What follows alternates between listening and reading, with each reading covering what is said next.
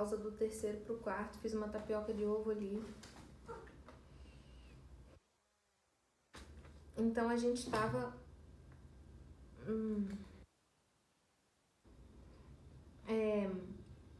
falando sobre como Paulo, a gente leu Atos e tudo. Muito bem. Aqui o Richard conta que grande parte dos familiares foi assassinada e que foi na própria casa que o assassino dele se converteu.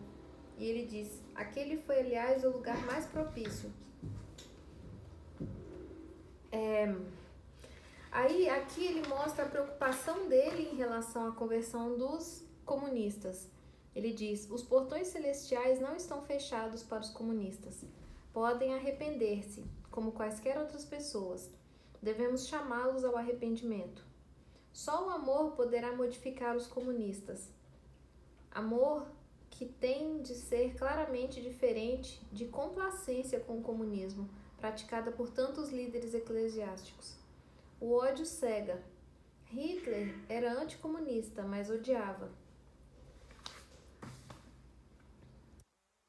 Conheceu muitos líderes comunistas pessoalmente e que eles unidos, que só Jesus poderia dar-lhes a paz. Ele conta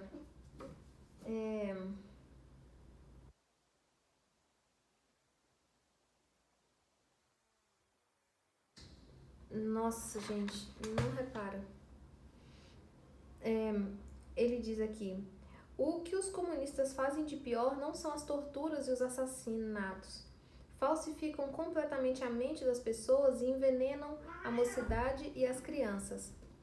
Colocam seus homens em posição de liderança nas igrejas para dirigir os crentes e destruir as mesmas igrejas.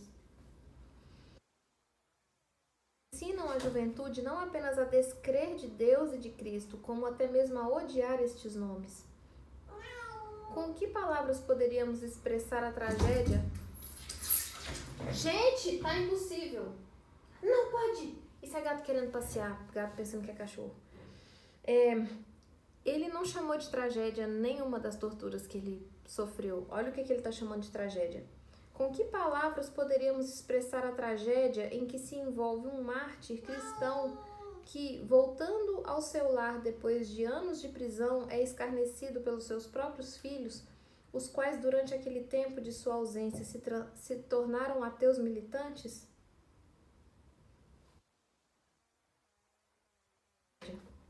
Né?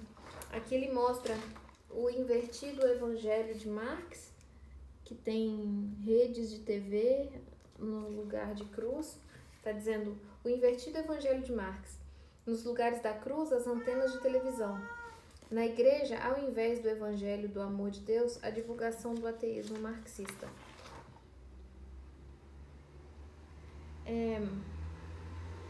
Aí, olha só a observação dele. Os comunistas creram em seus líderes. Agora leem nos seus próprios jornais que Stalin assassinou gente em massa. Os comunistas não mais creem na infalibilidade de seus líderes. São como católicos que não creem no Papa. Existe um vazio no coração dos comunistas que só poderá ser preenchido por Cristo. Olha a preocupação do Richard pelos torturadores dele, né? Sobre a condição do coração dos torturadores dele, porque são seres humanos assim como ele. O coração humano, por sua própria natureza, busca a Deus. Existe um vácuo espiritual em cada pessoa, enquanto não é preenchido por Cristo. Isto também é verdade em relação aos comunistas. No Evangelho existe uma força de amor que pode também apelar para eles. Já vi isso acontecer, sei que pode ser realizado. E ele diz: o amor cristão é sempre universal. Com os cristãos não há parcialidade. Jesus afirmou que o sol, criação de Deus, nasce para todos, bons e maus. O mesmo se diga do amor cristão. E na Bíblia fala também da chuva, né? Que cai sobre justos e injustos. E cita o versículo que diz: ide por todo o mundo e pregai o evangelho a toda criatura.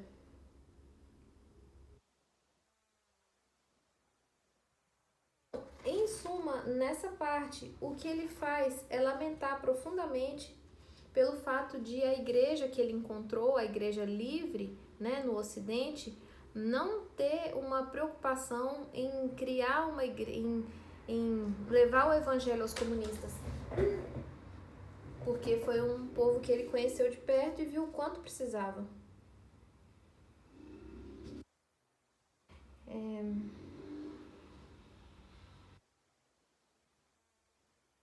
E olha isso.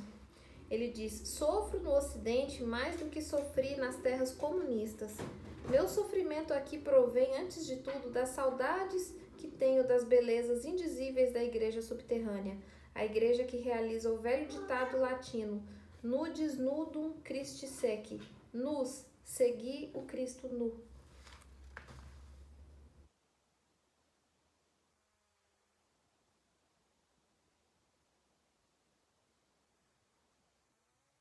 Uma citação sobre a decadência na cultura ocidental que ele observou.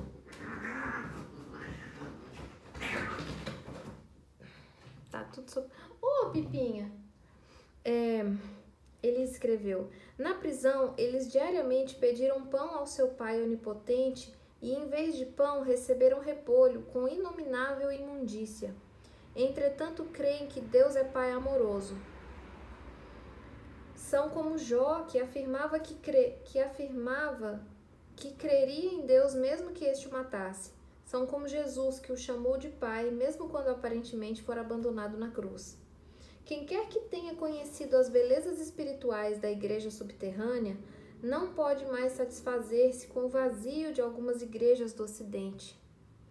Sofro no Ocidente mais do que sofri em uma prisão comunista, porque agora estou vendo com os meus próprios olhos a civilização ocidental em decadência. Oswald Spengler escreveu no livro O Declínio do Ocidente: vós estáis morrendo. Vejo em todos vós o estigma característico da decadência. Posso provar que vossa grande riqueza e vossa grande pobreza, vosso capitalismo e vosso socialismo, vossas guerras e revoluções, vosso ateísmo, vosso pessimismo, vosso cinismo, vossa imoralidade, vossos casamentos desfeitos, vosso controle de natalidade, que vos está exaurindo e aniquilando. Posso provar-vos que estes sinais caracterizam as épocas de decadência dos antigos estados, Alexandria, Grécia e a neurótica Roma. Foram escritas essas palavras em 1926.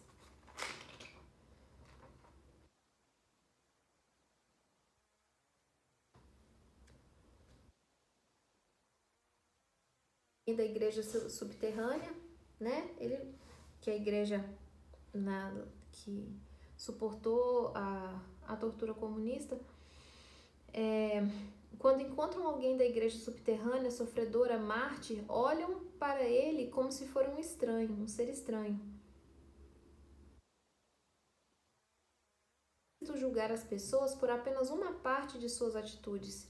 Se assim fizermos, seremos como os fariseus, para quem Jesus era mau porque não respeitava as leis dele sobre o sábado. O aflige, né, que realmente chama muita atenção, ele diz: é que até mesmo amigos muito chegados me compreendem mal. Acusam-me alguns de rancor e ressentimentos contra os comunistas, o que eu sei não ser verdade. Então aqui ele está sofrendo como Jesus sofreu com os amigos dele, né, que não o compreenderam, que o abandonaram. Pior ainda, Judas, que o traiu.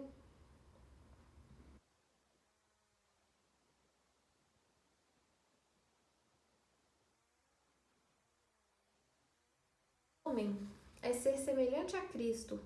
Impedi-lo é o objetivo principal dos comunistas. São, antes de tudo, eu aproveitaria essa frase, substituindo o objetivo principal dos comunistas por objetivo principal do mundo em geral. O alvo do homem é ser semelhante a Cristo. Impedi-lo é o objetivo do mundo, o objetivo principal do mundo. São, antes de tudo, antirreligiosos. Creem que depois da morte o homem se transforma em nada mais do que sais e minerais. querem que a vida inteira seja vivida no plano da matéria. Aí, olha essa frase dele. Apenas as massas. A palavra deles é a do demônio no Novo Testamento, quando se lhe perguntou qual era o seu nome. Somos legião. A personalidade, a maior dádiva de Deus aos homens, deve ser esmagada. Ele comenta como Jesus quer que sejamos personalidades. Eu achei muito interessante essa observação dele. E só encontrou crentes verdadeiramente jubilosos na Bíblia, na igreja subterrânea e na prisão. Ele, viu que quanto maior o estado de conforto da igreja, menos alegria, menos manifestação do amor de Cristo.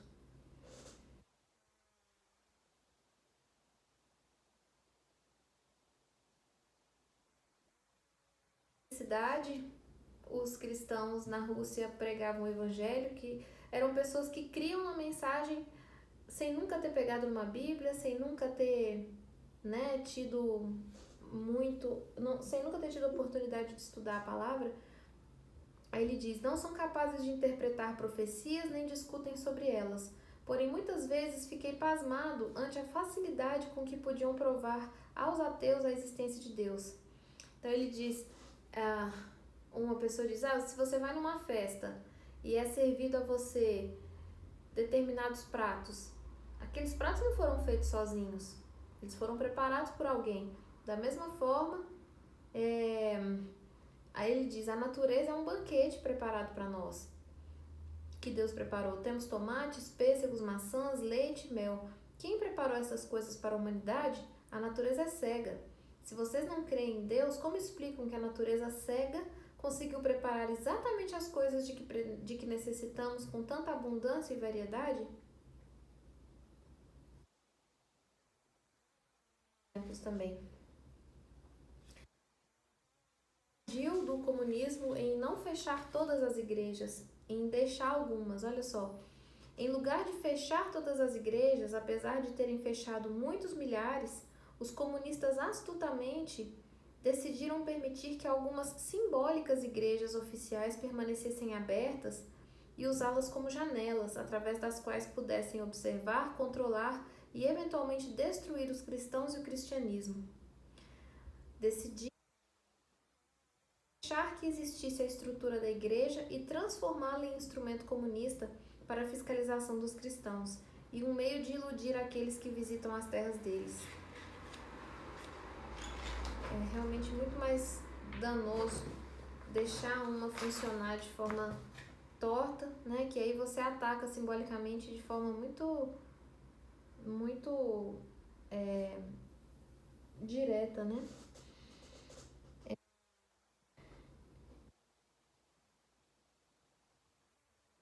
Aqui ele mostra uma moça que foi presa.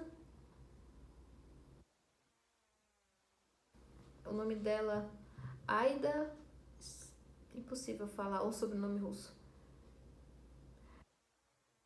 Tendo sofrido 4 prisões de 2 a 3 anos devido ao seu corajoso testemunho por Cristo. À direita, sua foto quase irreconhecível, com a expressão do que representa passar pelas prisões soviéticas. E no final, ele mostra algumas cartas trocadas. Ele mostra também esse jovem aqui, de 20 anos.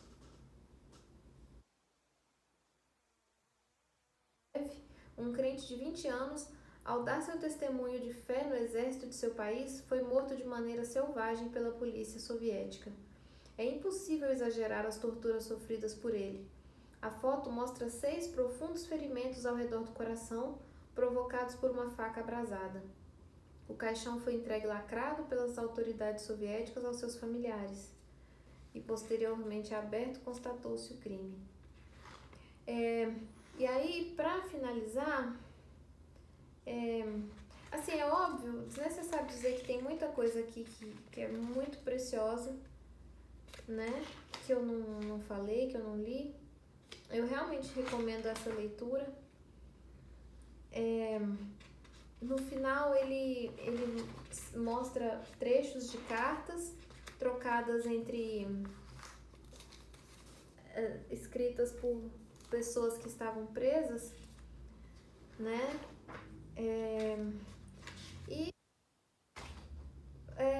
Mostra no final aqui como é que os crentes das igrejas livres poderiam ajudar a igreja subterrânea.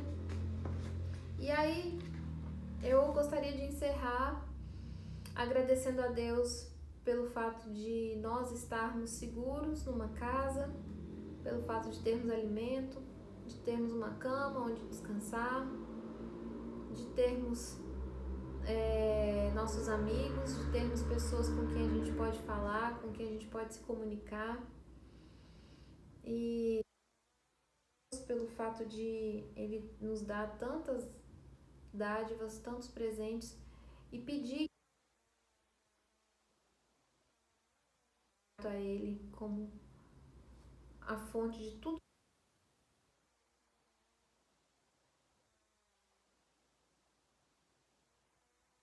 Mostre ao nosso coração que de tudo que a gente tem, o que a gente mais precisa é do Filho dele. Fica para vocês conferirem esse livro. Uma realidade muito diferente da nossa, uma realidade mental, uma realidade social, uma mentalidade espiritual diferente da nossa.